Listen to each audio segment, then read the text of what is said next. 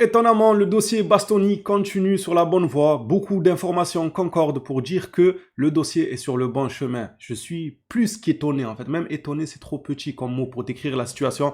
Donc, il m'attendait à un dossier plus que compliqué. Attention, il l'est toujours, comme je le répète. Cependant, on peut avoir un peu plus d'espoir que par le passé. Tout d'abord, salutations les Blaugrana. J'espère que tout va bien de votre côté, que vous appréciez les vidéos actualités et le retour à la régularité de la chaîne. Ça fait plaisir à moi le premier. Merci à tous ceux qui soutiennent régulièrement. Ça sera une petite vidéo avec pas mal d'informations sur Bastoni, une déclaration d'Araujo ou encore le stade dans lequel le Barça devra jouer pour la saison 2027-2028. Et on passera en revue aussi le contrat que le Barça a proposé à Robert Lewandowski pour prolonger dans le club. Les Blaugrana, installez-vous bien et on se plonge dans cette actualité. Commençons tranquillement par Ronald Araujo qui a dû voir les critiques qui ont été faites sur les réseaux suite à son tacle face à Phil Foden.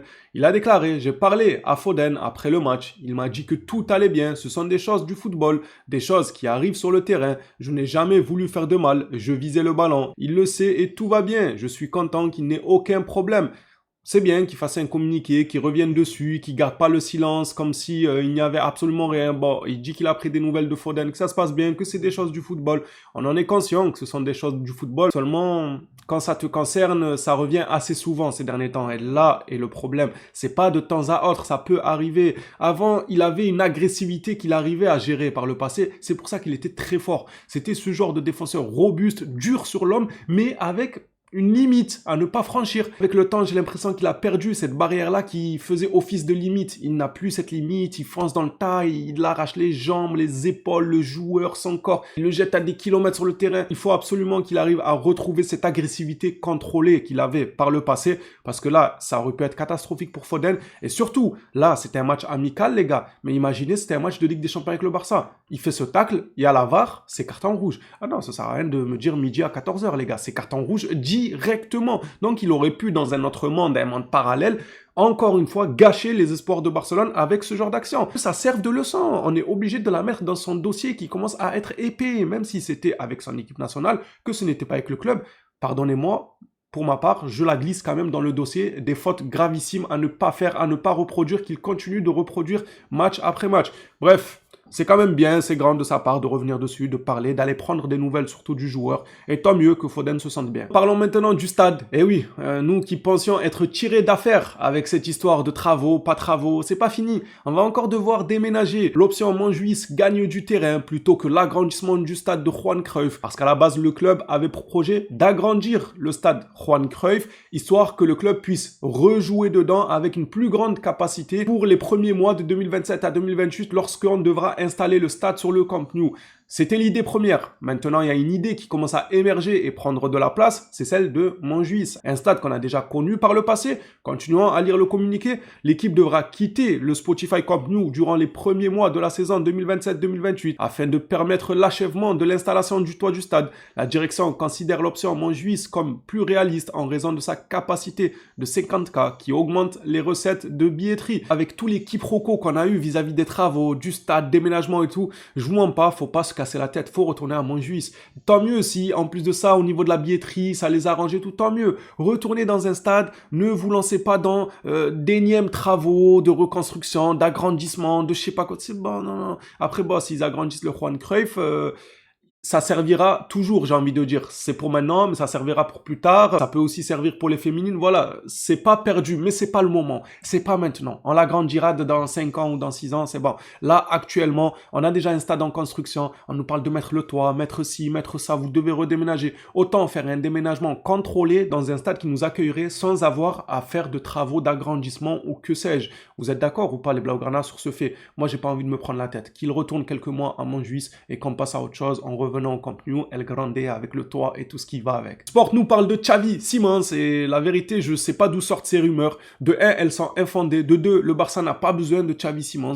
Je sais pas, la rumeur n'a aucun sens. Ça fait plusieurs semaines qu'une rumeur grandit comme quoi Xavi Simons aimerait énormément retourner au Barça. Seulement le Barça ne lui a rien demandé. Barcelone n'a aucun projet de faire revenir Xavi Simons au club et c'est totalement logique. À l'heure actuelle, le Barça ferait quoi avec un Xavi Simons? Non, expliquez-moi s'il vous plaît. Il y en a qui ont un semblant d'idée idée. Dites-moi à quoi servirait Xavi Simons. Je préfère 1000 fois aller chercher quelqu'un, comme diraient les gens qui nous parlent que d'âge, quelqu'un d'assez vieux comme Bernardo Silva, gratuitement, avec un contrat revu à la baisse vis-à-vis du salaire par rapport à ce qu'il touche, etc.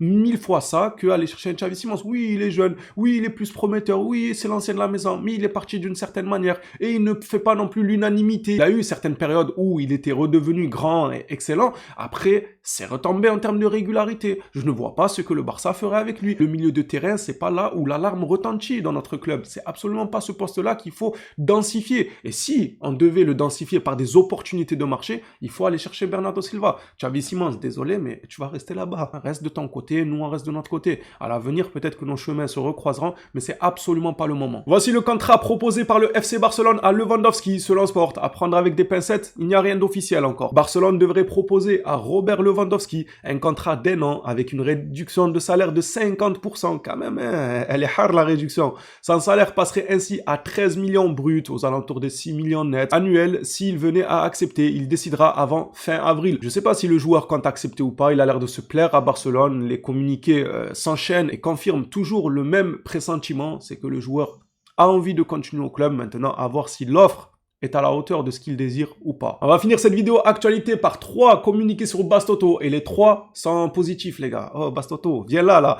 Bastoni est au courant de l'intérêt du FC Barcelone et l'idée lui plaît. Le club affirme maîtriser la situation et estime que l'Inter devra vendre pour rajeunir son effectif. Le contrat de Bastoni expire en 2028 et le club catalan pense qu'il pourrait partir pour environ 55 à 60 millions d'euros plus bonus selon FF Polo. L'offre elle est belle. S'il part à 55 millions plus bonus, mais c'est plus qu'excellent. Si on arrive à inclure un joueur dans l'échange, c'est encore mieux selon moi. Maintenant, si l'Inter ne sont pas intéressés par le fait d'avoir un joueur en échange, il n'y a pas de problème, 55 millions plus bonus, moi ça me va. Avec des bonus bien corsés, hein. C'est pas bonus si le joueur participe à 20 matchs. Tu vois, des bonus comme ça, faciles à faire déclencher la cagnotte, non. Des bonus bien durs. S'il gagne le Ballon d'Or, si on gagne la Ligue des Champions, si on gagne la Liga, des bonus comme ça, il n'y a aucun souci. Pour moi, il les vaut. 55 millions plus bonus, ça ne serait pas un scandale, loin de là même. Passons au deuxième communiqué, cette fois-ci de la part de Benéad Achraf. Les négociations avec l'Inter pour Bastoni ne seront pas faciles, mais la motivation du joueur jouera un rôle important. Barcelone fera tout son possible pour le recruter.